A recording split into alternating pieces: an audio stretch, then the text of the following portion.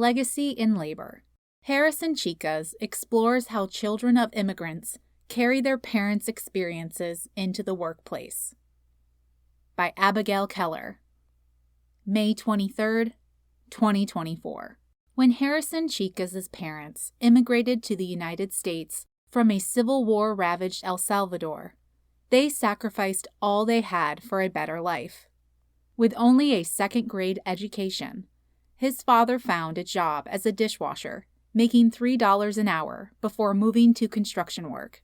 His mother cleaned the homes of other Long Islanders when she wasn't cooking and cleaning for her own family.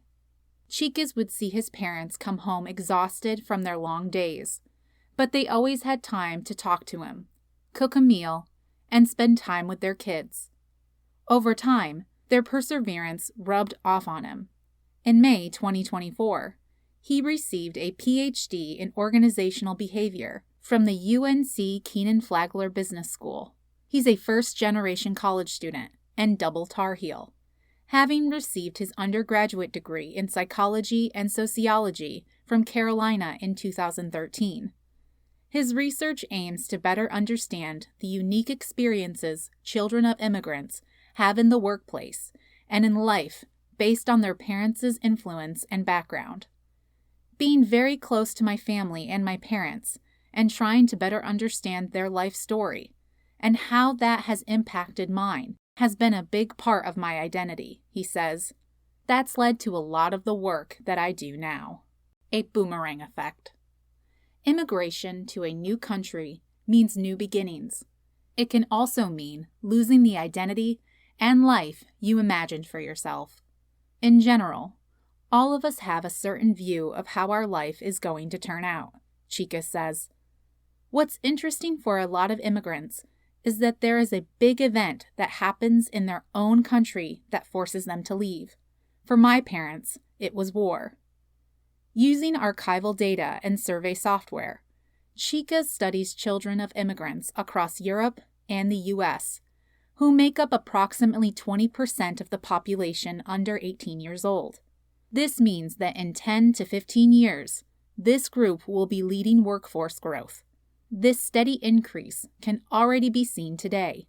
According to the Cato Institute, from 1995 to 2022, immigrants and their children accounted for 70% of all civilian labor force growth. Because of this, it's becoming more important to understand incoming employees and their backgrounds, which is where Chicas comes into the picture. The experiences parents have at work affect their behavior at home, and the experiences employees have at home, especially when they're young, impact their work, he says. It's sort of like this boomerang effect that's happening where one generation affects the other across home and work. The parent-child contract. Throughout his research, Chicas has noticed the significant psychological discomfort that comes with immigrating to a new country. Many parents, including immigrants, alleviate distress of any kind by pushing their lost dreams onto their children and hope they'll fulfill them. This has both positive and negative outcomes. While children of immigrants are succeeding in the workplace relative to those with native-born parents, some are living a life they don't want. What we're finding out is that children of immigrants tend to build this psychological contract with their parents, Chicas says. Imagine a contract, but this one is built over time, implicitly, through talking and negotiating with parents. The immigrant parent comes to this country through sacrifices, and the expectation is that their child validates that sacrifice by succeeding in this new country, which is why children of immigrants tend to attain greater status. Other parent-child situations, such as school sports and academics, can exhibit the parental pressure of a foregone identity. But it is much more extreme for children of immigrants because of the sacrifices their parents have made. Unfortunately, this kind of control often stifles the child's autonomy. Instead of love being unconditional, it becomes transactional, resulting in a negative self-schema, a harmful self-concept and image of themselves. These schemas simulate future failures by exacerbating distress, according to Chicas. Not only are we psychologically stressed from not feeling worthy, but we create simulations of the future that are catastrophic. Even though accomplishments are achieved, they come with an emotional toll. But is there anything that can be done about this? Thanks to Chicas' work, that conversation is being put into action. A safe space for employees. The next step in Chicas' research is working with UNC Chapel Hill faculty members to apply what he's learned to the individual contributor level. Negative self-schemas affect cognition, which affects behavior. Chicas believes that therapy is the best way to alleviate this psychological pain in individuals.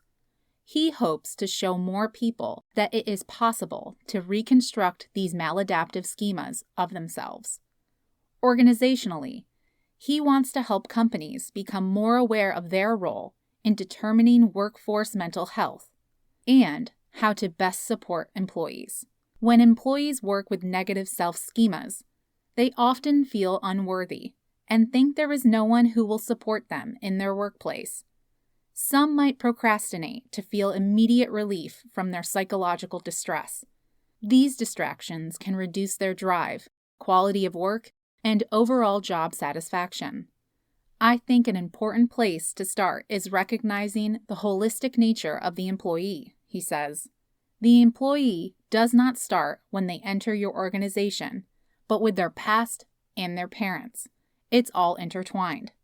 This summer, Chicas will move to Atlanta, Georgia, to join the faculty at the Georgia Institute of Technology, and he plans to continue his research.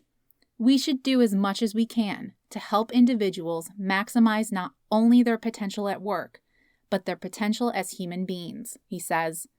That's where I want to have the most impact. Herrison Chicas is a PhD graduate of the Department of Organizational Behavior within the UNC Keenan Flagler Business School.